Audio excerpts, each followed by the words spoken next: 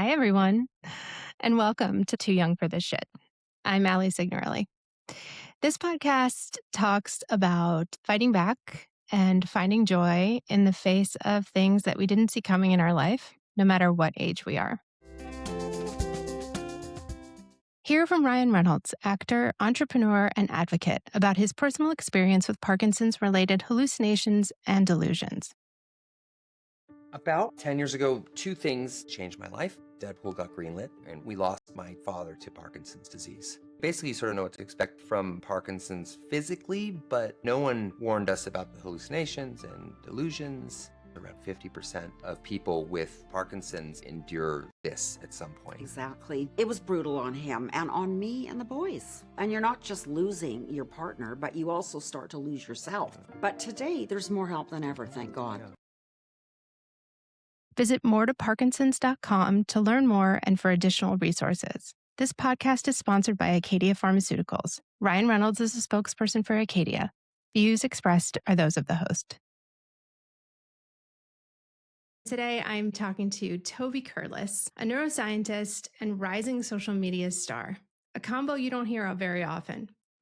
Toby studies the human brain by day and makes content at night to help break down complex science concepts in an effort to help those living with neurodegenerative diseases and the people who love them. I found Toby on TikTok, where he has more than 100,000 followers and is now on all other social media platforms, helping to destigmatize dementia and other diseases of the brain. And not for nothing, but Toby has the most amazing style and fashion sense that you just don't think of when you think of scientists.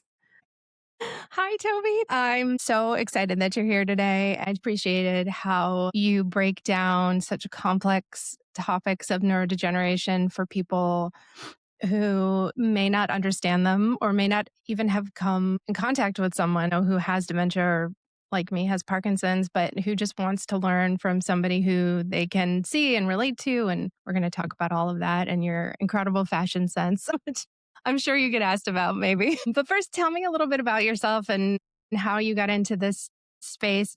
Research and science is such a difficult topic, and I don't know that it's like the popular choice. So how did you find your way to it? You have a personal connection, I read, to Alzheimer's, but how did you choose it as Yes. your career?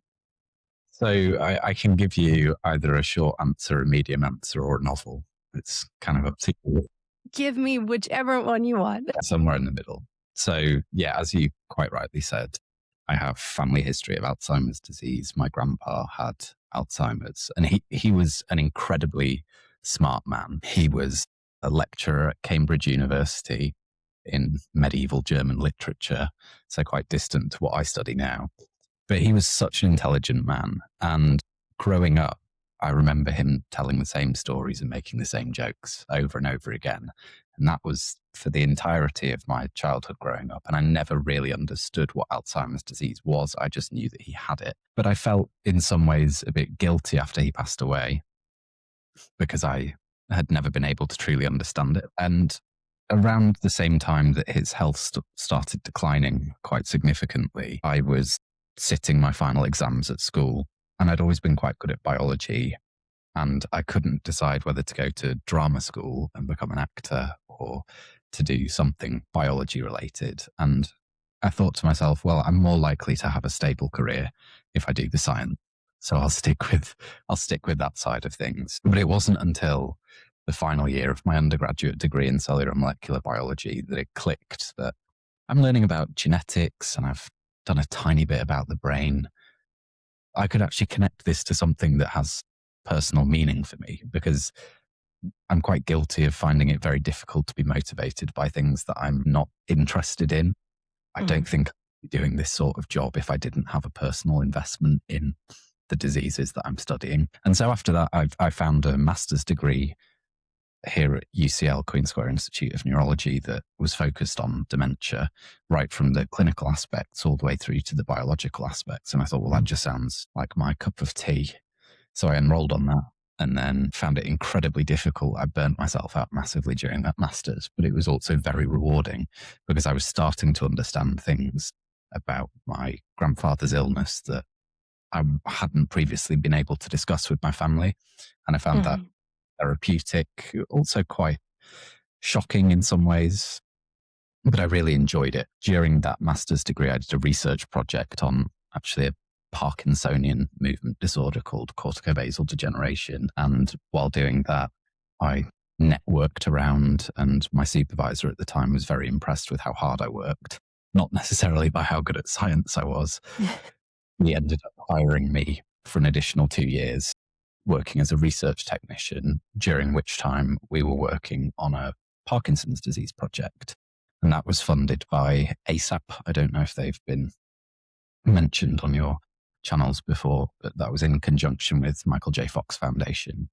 And we did a couple of different experimental techniques, really trying to investigate why some people develop dementia with Parkinson's disease and why some people don't. After that, I networked my way into a PhD, which is where I am now, which is looking at a whole group of diseases, trying to understand the genetics behind that.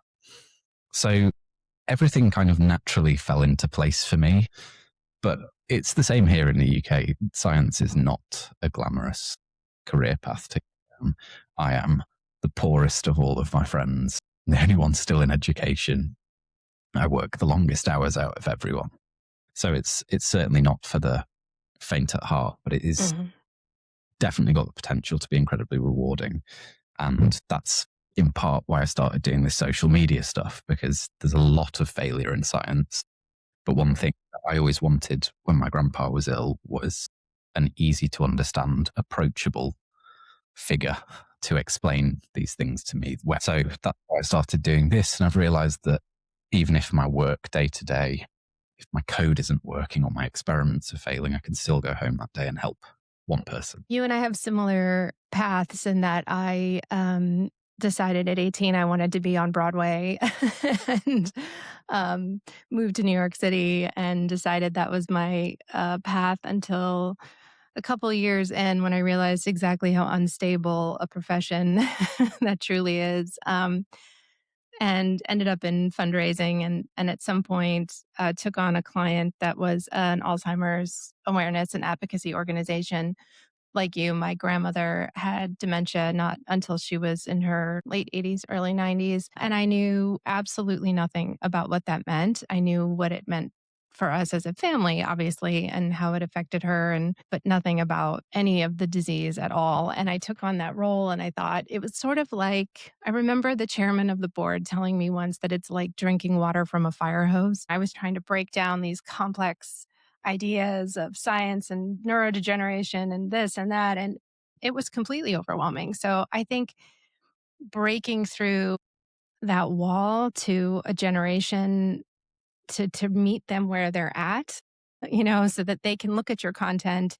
And for those who haven't seen it yet, go to TikTok, find Toby the neuroscientist, and Instagram as well. But to meet them where they're at and to break it down in a way. And I also loved what you said about helping people who actually are in it, people who have the diseases really understand it, or their care partners or loved ones, because just because you are diagnosed with a neurodegenerative disease doesn't mean you know anything about it.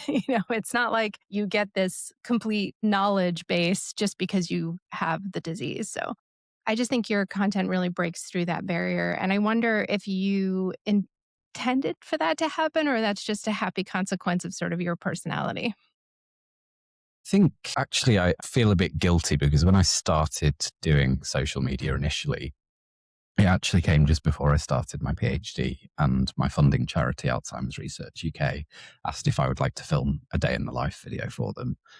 And I said, I will, but I'm not a social media person. I don't really use social media, so I don't know what I'm doing. And so they suggested that I just make my own videos. So it very much started off as, here's what I wear to the lab every day. And I kept trying to justify it and being like, this is dementia advocacy. And it just wasn't in the slightest, looking back. But as my audience grew, I did start to realize we see an incredibly large amount of middle-aged men in suits sitting down, correcting their papers and saying very long, complicated words in a really unengaging way. And I thought, do you know what? I've always been quite a friendly, conversational person, and I like wearing bright colors and don't mind looking a bit silly. Maybe I could play into my strengths a little bit and hopefully try not to come across as too gimmicky, but at the same time, capture people's interests, because actually what I've realized since making my videos is that I have maybe 3 very distinct groups of viewers. There are people who are living with certain conditions themselves or their care partners. Then I have the people who came for the fashion and the cooking videos and stayed because they thought, oh, this dude's actually got something interesting to say. Maybe I'm going to learn something today instead of scrolling through brain rot on the internet. And then the third group of people is people who maybe want to go into a science career of some degree. And all of those people exist in this happy little ecosystem that we've created. And I feel incredibly proud of it and grateful and not at all worthy of it. But it's happened. And now that I receive those messages saying, thank you, Toby, you've helped me understand something better than my doctor could, I get massive imposter syndrome when I receive comments like that, because I'm not yet a doctor and I will never be a medical doctor. But it is that incentive to keep going, and also to really reframe the way I make my videos and think, one massive problem with the scientific community and the medical community is that the message is lost that the person living with the condition should always be the center of everything that is done. We can benefit as massively from interacting with the communities that are affected by conditions, and that just doesn't happen enough. And I now have real-time feedback from people being able to ask what questions they actually want to know the answers to. And I can't answer all of them. I'm not an expert in Parkinson's disease, for example. I'm not an expert in anything yet, but I have a level of education that affords me the ability to translate those really tricky to understand bits into something that is maybe a bit easier to understand. And so it's really my audience is guiding me in the direction that I want to go. And I think and I think, we have such limited time, in the States. I think the statistic is that only 9%, wrong, but it's something like 9% of Parkinson's patients actually ever get to see an MDS, a movement disorder specialist and even if you do, even if you're lucky to live in an area like I am, where there's more centers of excellence and opportunities to find a doctor like that, your time with them is so incredibly limited. I mean, if you're lucky, you get an hour in person a year. And then some telehealth medicine appointments if you can. And so what ends up happening is it's so much information, so much sort of technical check-in, this height, weight, walking, doing all of the physical things. You don't actually have that much time to ask the complex questions. You're so focused on symptoms and symptom management that you don't even have the opportunity to learn about what Parkinson's is. And not that every doctor's appointment should be a research paper, but there's so many questions. When I left my final appointment, where I finally found out that's what I had, I was in such a state of shock. I didn't even know what questions to ask. I turned to the internet. That's actually why I started my Instagram page, because I thought, I can't be alone in being completely clueless about this disease that I have, that most people associate with men in their 80s and 90s. And I think the same with dementia. It's so overwhelming that you really seek out information in different ways. And I think the fact that you say imposter syndrome, and I feel the same way when I get messages that people are grateful for my content. I always think, are you watching the same thing that I'm putting out there? Because most of my content revolves around my dog, and it's like, I feel like an imposter. Like I said earlier, you really meet people where they are. And I think, you're younger than I am, but when I found your content, I was like, oh God, he's literally making it, not dumbing it down. Because I think that's also like a tricky thing, right? You don't want to put content out there that diminishes what people are going through or talks to them like they're toddlers. And I don't think you do. I think you present complex concepts just in a way that people really can understand. Thank you. I think that's the most painstaking part of it, is trying to figure out where exactly to meet people, because I don't ever want to assume a certain level of education in anyone of my audience. But I also don't want to completely lose the message of science I'm trying to spread. But I think, do you mind if I ask you questions? No, go for it. I think there must be a certain level of empowerment that comes from understanding more about the condition that's affecting you. How long did it take you from first going to the doctors and thinking something's not quite right until you received that final diagnosis? And were you sent down any sort of rabbit holes beforehand? I think it's X, Y, Z. Yeah. So I'm a woman, and what we know about That's women and coming to women.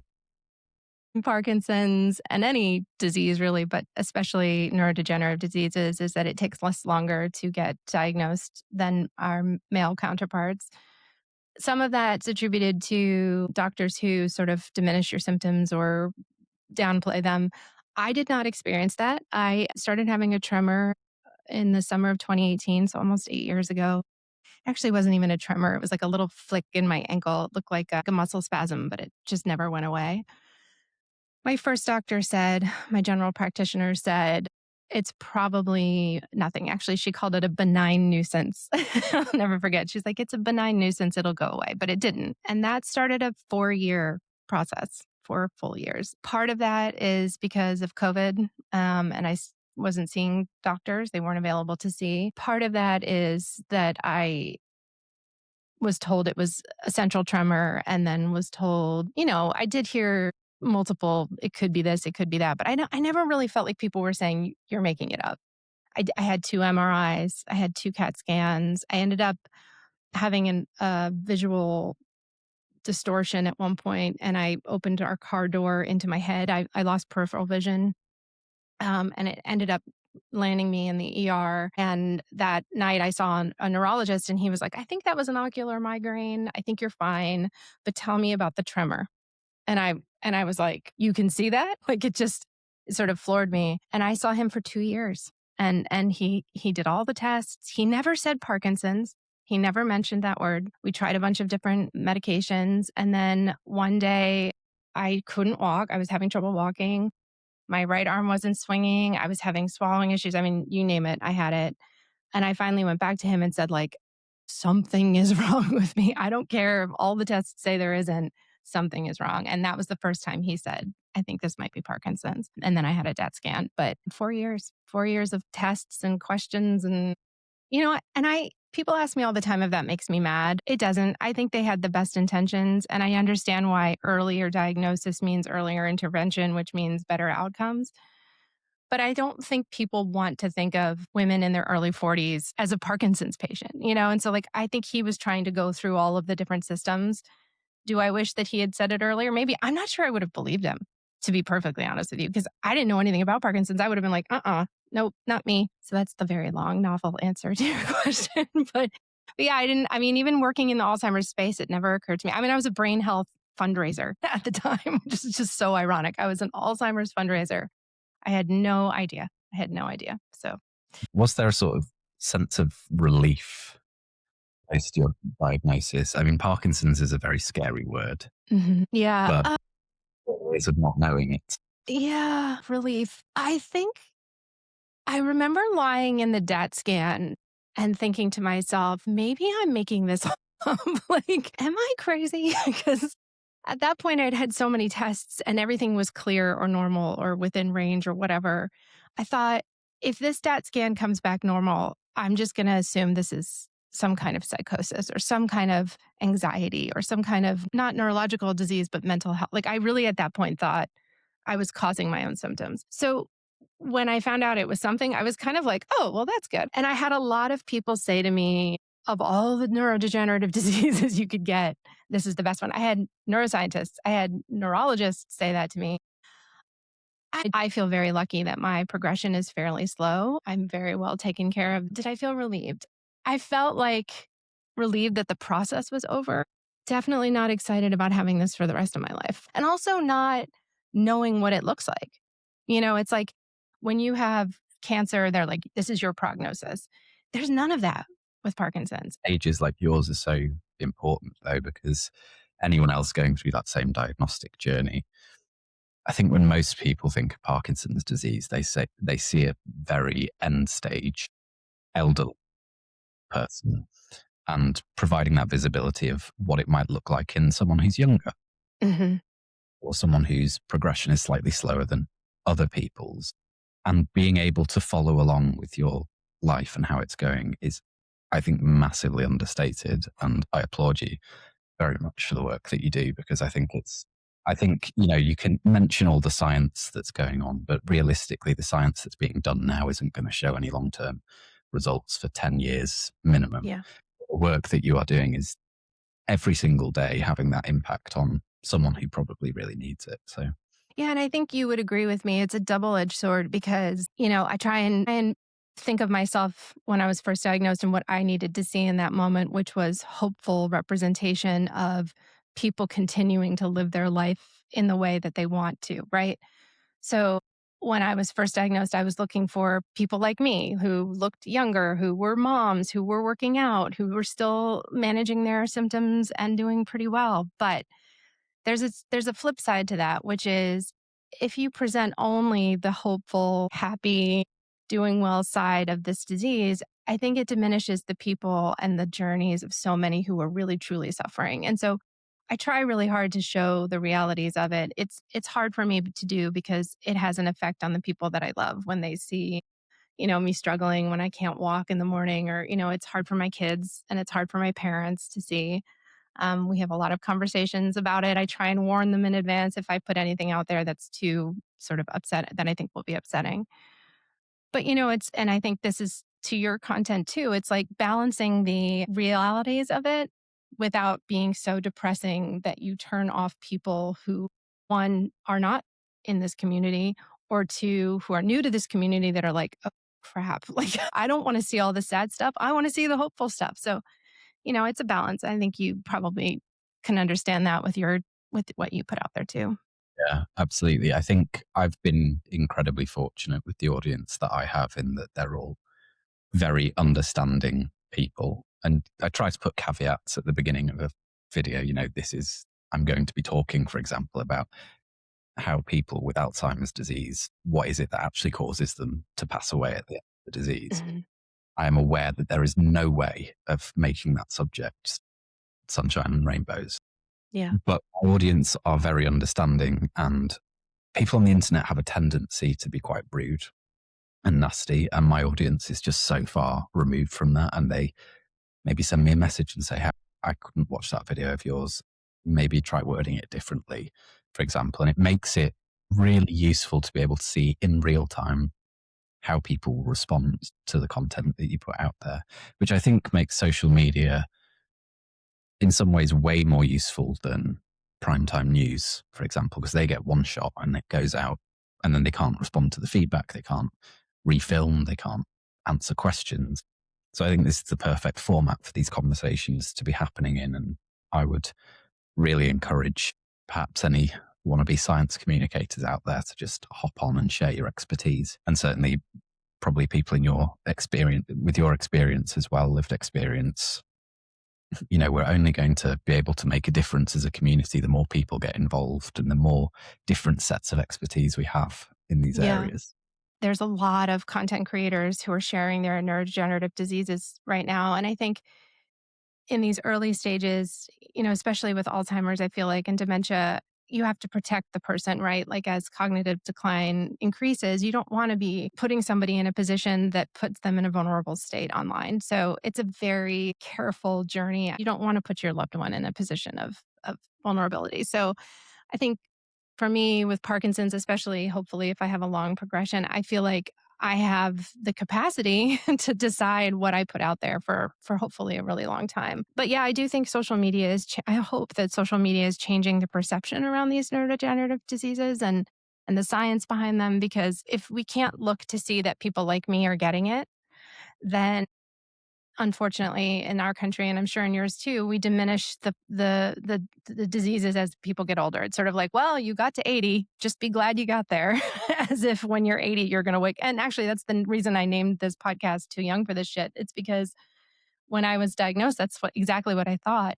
But also, if my mom, who's 80, almost 80, she's going to be mad that I just said that. But if my, my mom were to get Parkinson's today, she wouldn't be happy about it. She wouldn't be like, yeah, I'm 80, I deserve it.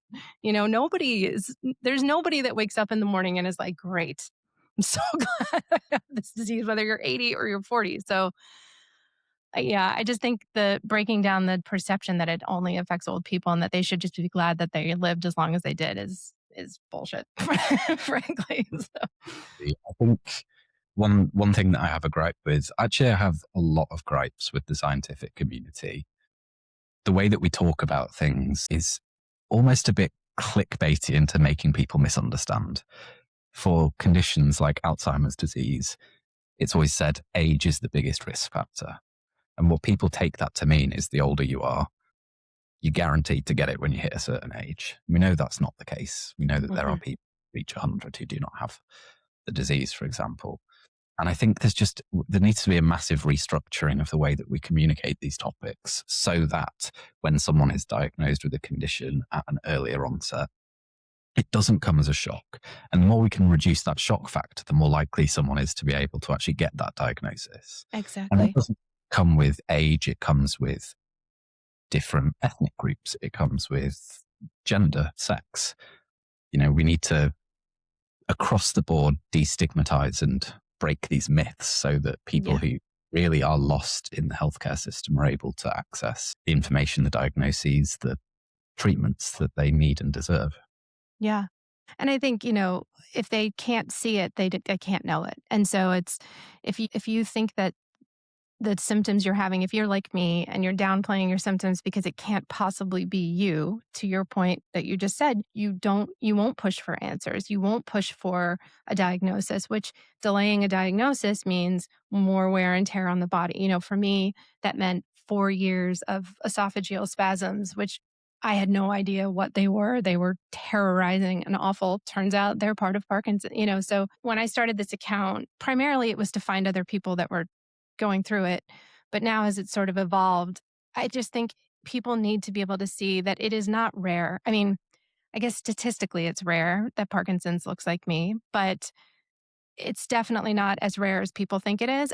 When I started doing this, I was really embarrassed. I didn't tell anyone at my work that I was doing this. I finish my experiments and then I stay 2 hours later at work, just doing bits of code. And then I go into the lab and record my videos and whatnot because I was so ashamed that I was doing social media. And now I'm being contacted by professors all over the country saying, can you please come and give a talk about how we... Yeah, tell me a little bit about how your life has changed of late. Has there been like a discernible shift in the last couple of months of people wanting to hear from you and talk and speak? And what's it been like?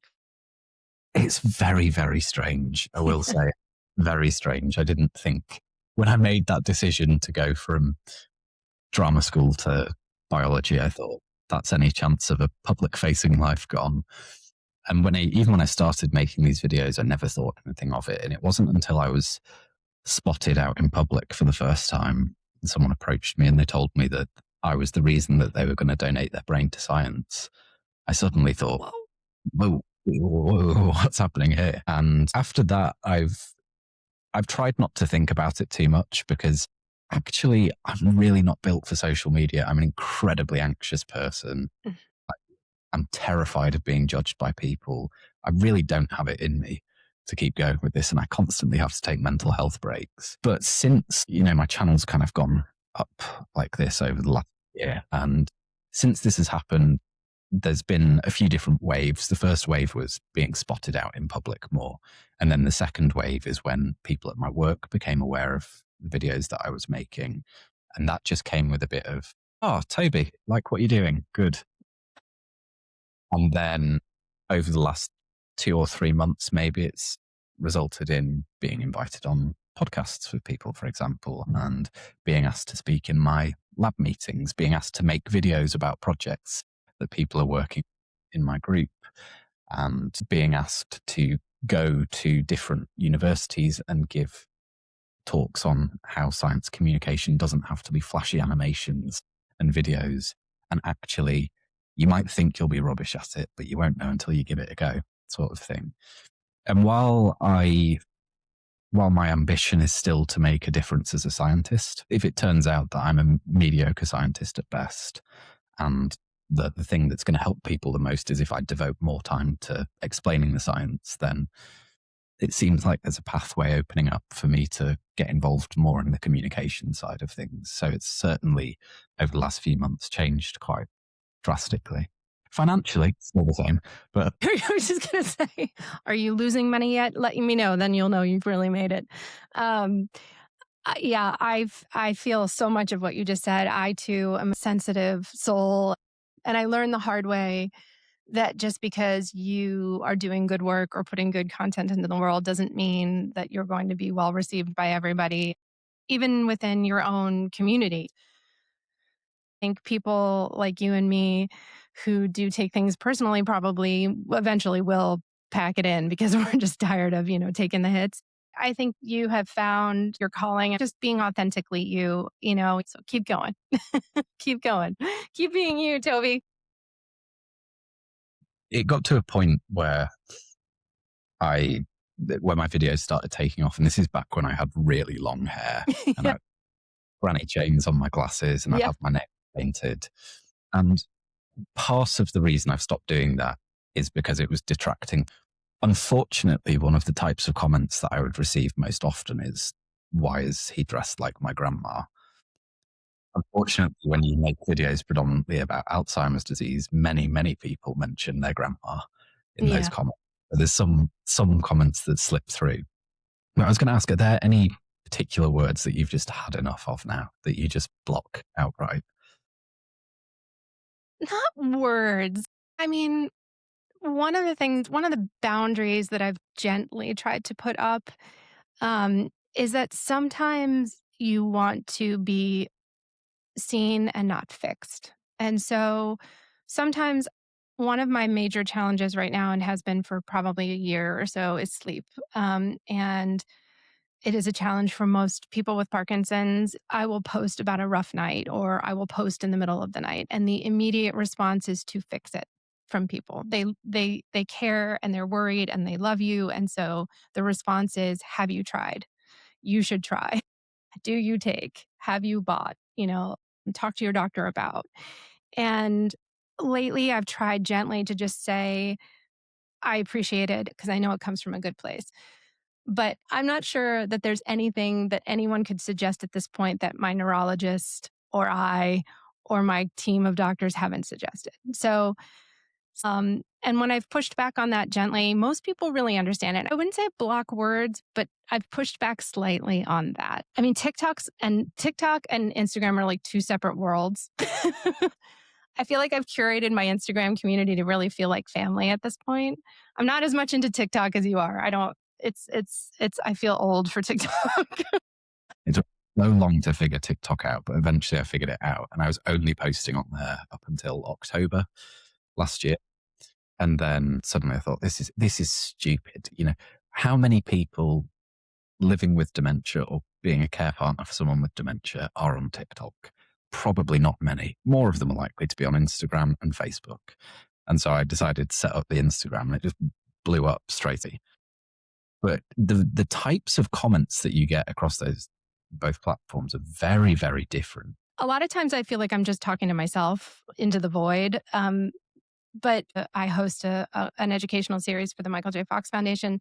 And so I get to meet hundreds and hundreds of people. And they come up to me at these conferences and they're teary eyed. You don't even know what effect you're having on people. The one audience you were talking about people who would want to become researchers. But I think that's such a huge piece of this too, is that, making it seem like these are career paths that people want to take in this day and age is just an incredibly vital thing that we need in your country and around the world.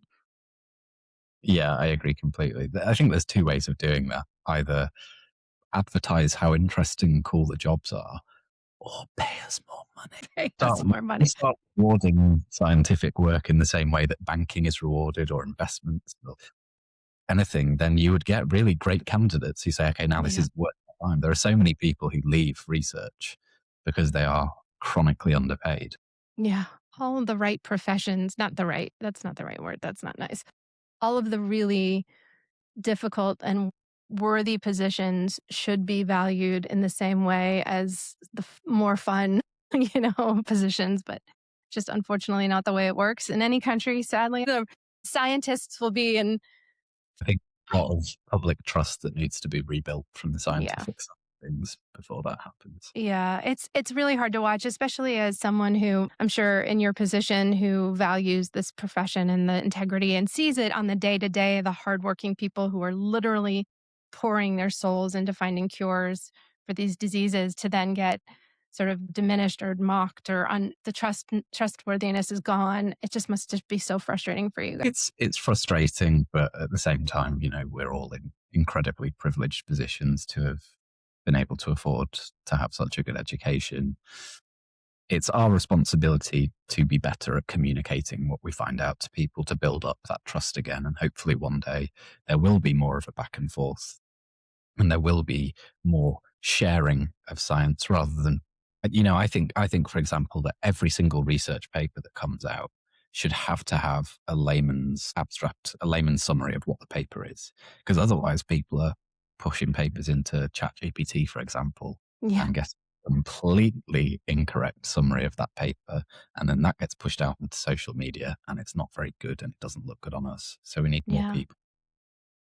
Well, and I think the one other piece that's missing in the disconnect between research and science and patients and their loved ones is how many advances there have been over the course of the last few decades towards finding answers to these complex diseases. There is no disease modifying drug at all for Parkinson's. There's barely even symptomatic relief. The same drug that was developed 50 years ago is the one that most of us are still using. You can see why there's so much frustration. But part of that, I feel like, is communication failure because there have been advances. They're just not ones that are necessarily changing the day to day lives of people who are suffering. We all share the same urgency to get there. But I think that piece is a big piece of the communication puzzle that's missing. Yeah, I agree. I think I have two things to say to this. Firstly, I think that what you're doing and speaking directly to people who are working in the scientific field, I think that has to be more common. I think we absolutely, scientists have to be engaging with the communities that they are trying to study and vice versa. And I think that creates a really healthy ecosystem. Secondly, on that same point, I was at a conference recently, and I don't know if you've heard of the Movers and Shakers podcast. Yeah, I love them. So, yeah, I want to so come sit in the pub with them sometime. Definitely. So for anyone who's unaware of who they are, they're a group of British celebrities who all have Parkinson's disease, and they go and sit in a pub and record a podcast about their life experiences. And we had Rory Kethlin-Jones, who's one of the podcast hosts, at a conference we were at recently, and he did a sort of panel discussion with the head of the Dementia Research Institute and the new head of the Parkinson's UK Research Centre. And he said, as people living with Parkinson's, we're constantly told a treatment will be with you in 5 years. And then 5 years passes. A treatment will be with you in 5 years. And it just never seems to change. And your point that you just made there is a completely accurate reflection of that. There needs to be ways of us communicating. Whilst we might not have that breakthrough, here's the improvement, the increase in our understanding over the last 5 years, and why all of that new information is going to be massively beneficial moving forwards, what it's going to mean for the future of conditions like Parkinson's. And again, that's just something that we're rubbish at. Yeah, well, you've got a lot of work on your plate, so don't beat yourself up. But I do think that the emergence of more and more science communicators will help with that. And I think of Dr. Rachel Dolan, who is the chief medical communications officer. I might have gotten her title wrong for the Fox Foundation, and that's her role with the foundation. And I applaud them for having that role, is to break down some of this complex information and also advances to the community, because the foundations and the scientists and the researchers have their heads down trying to make those things happen. It's like the last thing they have time to do is then come up for air and say, look at all the stuff we've done. So it's a difficult situation, I think, when you're in it, both on the patient side because you are so desperate for relief, but also on the science side because you guys are working so hard on our behalf. We're not the ones with the time pressure. We're not the ones who are desperately seeking out treatments and advances. So I think it's perfectly fair But I think I think you are the perfect example of why it's both personal and professional because you saw it firsthand, right? So Parkinson's, the fastest growing neurological disease. It's going to affect everyone in all sectors. I'm sure many people in the research community have personal experiences with neurodegenerative diseases. It can touch anybody's lives at any time. I could talk to you forever. We didn't even touch on half the things I wanted to touch on, but maybe we'll do this again sometime. We'll keep in touch and keep talking, and I'll come over there and we can sit and watch the movers and shakers in their pub. Thank you for your time. Keep going. Don't quit. Take breaks. Wear whatever the hell you want to wear. Don't listen to the haters. And thank you for everything you're doing for this community. It's important. It's really, really important. Thank you so much. And thank you for having me on, and thank you for doing the work that you're doing as well. Thank you. Bye.